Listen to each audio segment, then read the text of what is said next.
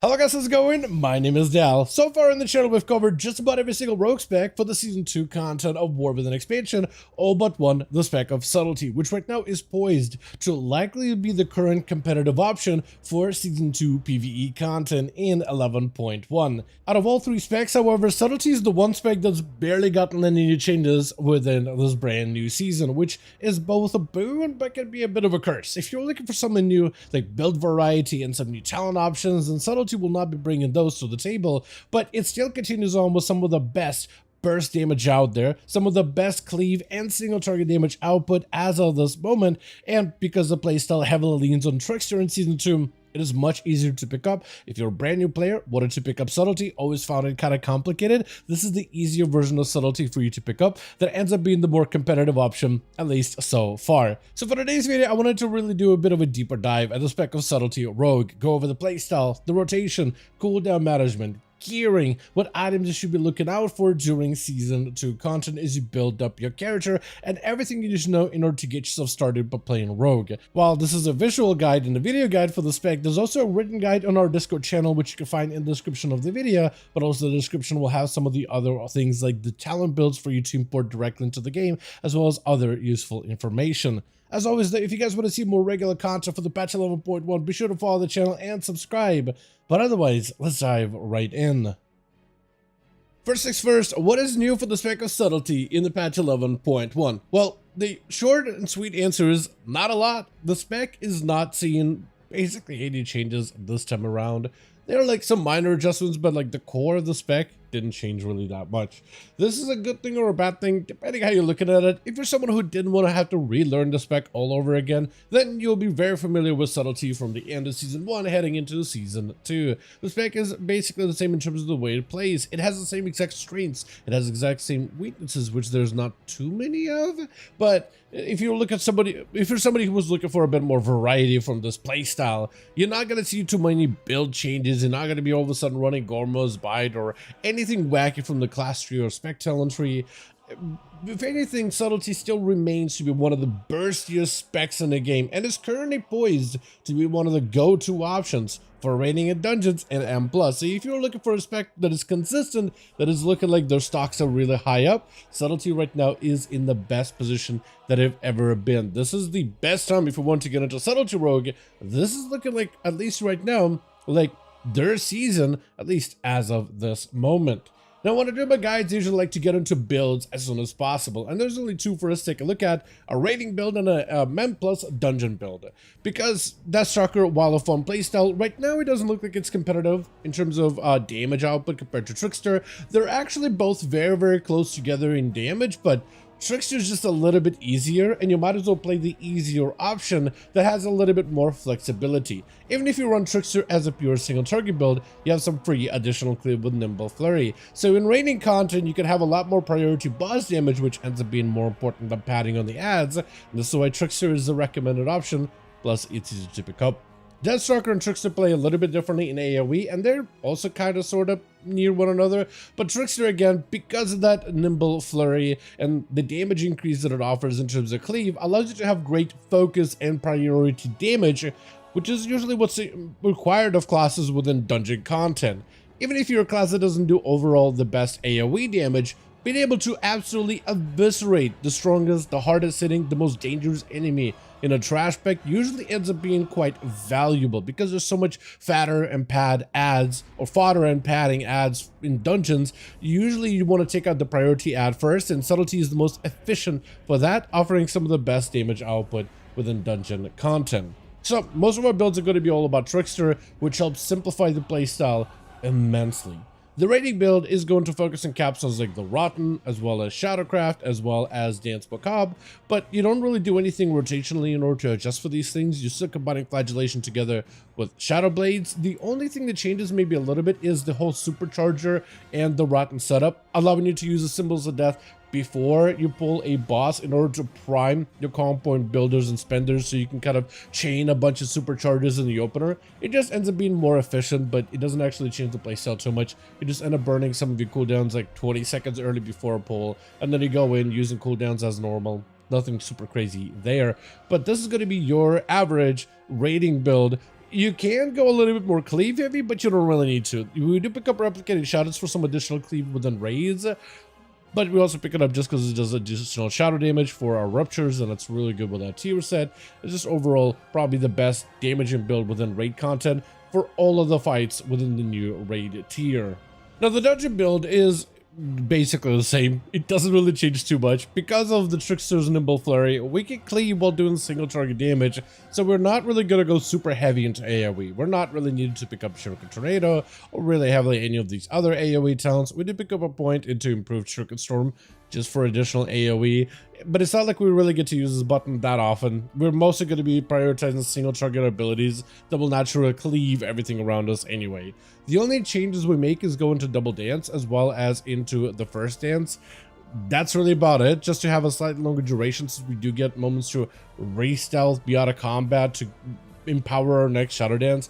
That's really about it. That's like the only little optimization that we do for this playstyle in this version, but basically all the other builds from the rating aspect mostly stay within the M+ aspect. Next, let's go with the playstyle and the rotation of the Subtlety Rogue spec. The basics of the spec, as in your Rogue spec, is to build and spend calm points as efficiently as possible, managing both resources of calm points as well as energy, trying to make sure you don't overcap or overdraw on either one of those resources.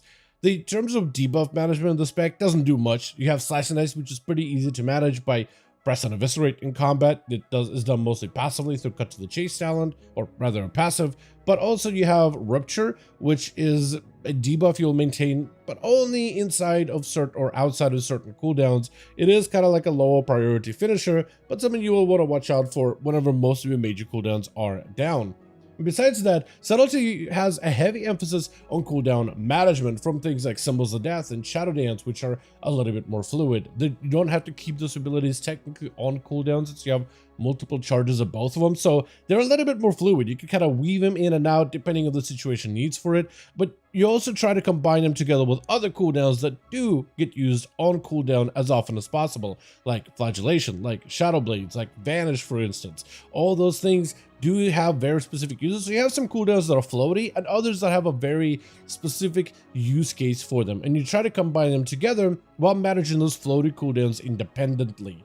So Subtlety in terms of building and spending your calm points is going to be very, very different from the other rogue specs, as it changes a little bit depending if you have Shadow Dance, which is one of your major combat cooldowns, or whether you are outside of Shadow Dance. Inside of Shadow Dance, things are pretty simple. Straightforward, build calm points with Shadow Strike up until you have about 6 or more calm points, then you would use them on Eviscerate and Secret Technique as your secondary finisher to make sure, because of a debuff or buff called Dance Macabre inside of Shadow Dance, you want to make sure to empower that Secret Technique with as much damage as possible. So you try to send it as your second finisher as best as you can, but for the most part, as long as you're just spending most of your calm points on Eviscerates, you're good to go.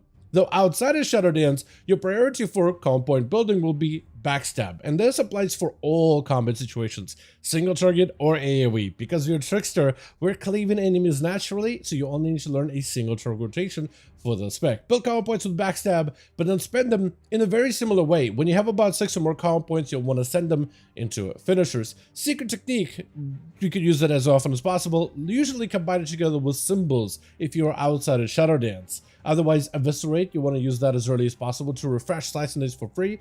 If both Eviscerate and if Slice and Dice is active and Secret Technique are on cooldown, you want to put up a Rupture on target if it's going to live for at least 9 seconds. And then any calm points you build afterwards should be spent on Eviscerates when your buffs and debuffs do not need to be refreshed. And that's essentially how you play Subtlety Rogue. You do have some hero spec adjustments, like a Trickster, you'll be able to get the Capstone, transforming your Eviscerate into a coup de grace with coup de grace. So when that happens, you want to try to use it against a target that is affected by phase first. This ability will replace your Eviscerate, so you'll kind of want to maybe hold it back a bit, make sure the target is phased before you use it. That's really about the only requirement you have. Technically, it's better to use coup de grace with cooldowns like a Symbols of Death or a Shadow Dance, anything that's active right now. There is some opportunity to delay it, but it's a very, very slight damage gain. Something you can optimize later down the line, but when first learning the spec, I would just use it once available, ideally combined with any other cooldowns that are active. The other part about the spec of Subtlety that you'll need to learn is the cooldown management of the spec. Things like Shadow Blade should generally be used with Flagellation, generally used on cooldown as often as possible throughout an encounter. It is usually better to use Flagellation before you send a finisher into it, so Flagellation into a Eviscerate or Flagellation into a Rupture, and then you'll usually combine Shadow Blades as you're about to use a secret technique. So usually you would try to use Shadow Blades when you have Shadow Dance and everything available, and Flagellation will be used slightly ahead of Shadow Blades, but they're generally to be combined together at all times.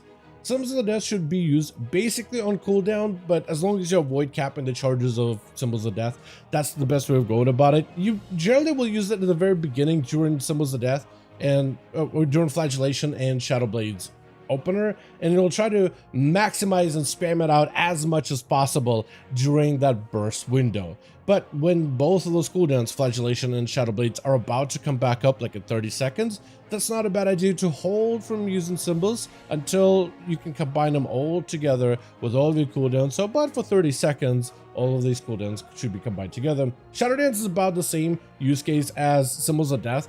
You have a little bit more freedom with it because it has a lot of cooldown reduction elements on it. As you spend calm points into finishers, you actually get to shave off the cooldown of that ability. So it should be used generally when you have low calm points, usually combined together with symbols. But if anything, make sure it never caps out on 2 charges. Even if you have to send out a Shadow Dance dry on its own, it is better to do that than have the ability to cap out on its charges. Vanish is also another button that can be used in replacement of a Shadow Dance. It doesn't have too much uses, but it can be used in order to give yourself an extra Shadow Strike during an opener. So that's usually what I end up doing during when I first start an encounter as a Subtlety Rogue. Cold Blood as a cooldown should normally be used together with Symbols of Death, just tie them together in a macro, and you don't really ever have to separate the two. Shuriken Storm, which right now we don't use, would normally be aligned with Symbols of Death. That is something to account for if you're not going to be playing Trickster, or if for some reason Shuriken Storm becomes stronger as a cooldown, maybe later down the line if they do a bit of a tuning pass. But right now it's not a consequential talent, but it is something for you to note either way. Another important aspect of Subtlety Rogue is your openers, and here's one opener that you can use within raids and within dungeons. For 20 seconds before an encounter begins, you can usually send one natty dry Symbols of Death just to activate Supercharger, as well as the talent of the Rotten. This allows your openers to build more calm points. Technically not necessary, but if you're looking to min-max your damage, that is something you should do. Opener consists of Shadow Strike into a Flagellation into an immediate Eviscerate to get yourself Slice and Dice up and running. Vanish into a Shadow Strike to build more calm points into a Rupture. Dance, Symbols, Potion on use, anything you got with a Shadow Strike into a Shadow Blades, Trinket, Secret Technique all together. From there you continue to build calm points and spend them whenever possible, and then you will just kind of chain your Symbols of Death and then dances for as long as you can during that opener, and you'll usually use those cooldowns pretty aggressively at the very beginning up until Flagellation and Blades are coming back within 30 seconds of each other, like we talked about earlier in the video. But that's more or less what a Subtlety Rogue opener will look like. Get your basics, build your calm points, set your secret technique, and then from there go back to building and spending karma points. Now, when it comes to gearing your rogue, I recommend you start using Simbot or Raidbot's website in order to start properly simming your character. While sims aren't perfect, they can at least give you some extra information in terms of what type of items are looking like an upgrade for yourself, depending on the situation you're going into, like dungeons or raids, which Simbots can actually sim those numbers for you. If you're not going to be using Raidbots, I still want to give you some stats to look forward to in terms of items, and what some of the best slot items you should be looking forward to when building up your character. Your best stats as Subtlety for the season are going to be Agility. Anything that gets you more agility in most cases is going to be an upgrade. Outside of that, Mastery and Versatility as secondary stats are pretty even, and you want both of them in spades as much as possible. So any items that are an upgrade item level wise, but also grant you more Mastery and Versatility, are generally going to be better than anything else you can get in in-game content. Outside of that, Critical Strike is not a bad stat. It's not necessary, but it is a decent stat. Not as good as the other two, but it's an alternative. And then Haste is a stat that we don't really utilize as Subtlety. There's technically some use cases for Haste, but in the current moment, Subtlety right now does not need Haste. You actually need the stat the least of. If you can get this down to basically 0, that's not the worst thing in the world either. But yeah, that's the stat you should try to avoid as best as possible. It is just not ideal for the current end game progression. As for some of the best in slot items, there is a lot of different pieces you can collect as a Subtlety Rogue, but one of the best ones that I think you should try to get as soon as possible is House of Cards. This is a trinket from the new Liberation of Undermine raid. The reason why this trinket is so good is because its cooldown lines up incredibly well with the rest of our kit. Subtlety is a 1.5 minute DPS spec, with Flagellation and Shadow Blades all available every 1.5 minutes. So you need a trinket to combine together with it that's also available every 1.5 minutes. And House of Cards is the best choice, offering us a randomized value of mastery anywhere from, at least with the tooltip right now, 8,000 to about 10,000 or so for 15 seconds, but also can increase the maximum mastery in future hands by 310 until leave combat up to 3 times, so it can give you more mastery technically down the line if a fight is one of those long grueling encounters. But overall, this ends up being the best trinket just because of a cooldown synergy with it. The 1.5 minute CD is why we want it, and it's almost a requirement to get a Subtlety. Technically not a requirement, but it's just so good, lines up with our cooldown so well, and this would be one of the biggest gains that you can get yourself as a Subtlety rogue. Another thing to note is some classes still utilize Cersei's Circlet heading into this new update, while others are dropping it. For Subtlety, it's not the best ring. It's okay if you use like the secondary stat gems in it, but you may need to sim your character. This one is probably going to be one of those items that you will end up dropping for a really solid versatility mastery ring, especially at some of the higher item levels. Now, when it comes to your crafted pieces, ideally you want 2 items, usually leather pieces or possibly even a weapon, with the best secondary stats or mastery and versatility. If you have access to better weapons from M+ dungeons or raiding content, or if you're trying to fish one from the Great Vault, then you should craft boots or bracers. But if you just want to lock in a good weapon, you can always craft one instead. And the best embellishment you want to put on the weapon or the leather pieces would be, if you're raiding and primarily looking to raid, Elemental Focusing Lens. It provides us additional single target damage, and it's generally decent. You can go for something that's a little bit more universal for AoE content, like Dust Thread Lightning for more versatility. That's decent, but it loses out quite a bit of value within single target content like raids. Whereas in AoE, it gives you a little bit of stats, but it's not consistent since it only is active whenever you're above 80% health. That's not always going to be available depending on the type of dungeons you dive into, like some of the more challenging content. Elemental Focusing Lens at the very least provides us additional single target damage and focus damage, which also ends up applying for dungeons as well. That is one of the choices that is currently recommended as of this moment, and you would craft 2 items, boots as well as bracers or a belt or a cloak, whichever one you don't have at a higher item level that you can fill up with better secondary stats. Either one of those items will work out for Subtlety, generally Elemental Focusing Lens, or if you look at the pure Mythic Plus dungeons, the Dust Thread Lightning for additional versatility. Next, let's finish things off with Enchants and Consumables. For your enchants, for weapons, normally you'll apply Authority of the Depths, but if you don't have a lot of gold, Stonebound Artistry is technically a cheaper version that's pretty decent if you're trying to save a buck at least early in the season until you get some of your best slot weapons. For your cloak, you'll want to go with Winged Grace, chest with Crystalline Radiance, braces with Enchant of Armored Avoidance, legs with Stormbound Armor Kit, boots with Defender's March, a ring usually with either Cursed Mastery or Radiant Mastery, depending whichever one you feel like you can afford. Both of them are very, very close to each other. Cursed Mastery just ends up taking away a little bit of stats that we don't really care about. As for the consumables, generally you want to go with either Temper Versatility or Alchemical Chaos, because it can give us better mastery, better versatility, decent crit, or in some cases unideally haste. But if you're just wanting more consistency, Temper Versatility can be a better choice. For Chemical Potions, you can either go Temper Potion or a Potion of Unwavering Focus, also somewhat decent as well. Healing Potion, Algari, Healing Potion, weapon buffs for your main hand often would be Ironclaw Whetstone. There is Bubbling Wax. If you've done the Rogue questline, you might be able to get that as well. That seems to sim decently, but Whetstone will generally do pretty well in all forms of endgame. Augment runes are pretty expensive, but if you can afford them, and if you want a little bit to squeeze out more damage out of your rogue, you can do so. Not necessary, but if you're trying to max out the damage, you'll do everything you can, right? Food-wise, we want Feast of the Midnight Masquerade, Diamond for our gems, Culminating Blasphemite, with other gems being Versatile Onyx or Masterful Sapphire, depending if you need more versatility or if you need more mastery on your gear, to try to equalize the stats of mastery and versatility as closely together as possible. With that being said, as always, I want to thank all of you guys so much for watching, and I hope you guys did enjoy this Subtlety Rogue updated guide for Season 2. If you did enjoy the video or found it informative, go ahead and give it a like. I would very much appreciate it. Join our Discord community where you can find a written version of the Subtlety guide if you're a big fan of reading guides rather than video guides. It just has all the important information as well as other links and other info that I utilize for some of the videos that I do and the research that I do, so you may find those useful there. Also, let me know your thoughts in the comments down below if you pick up Subtlety for 11.1. And as always, I'll see all of you guys in the next one.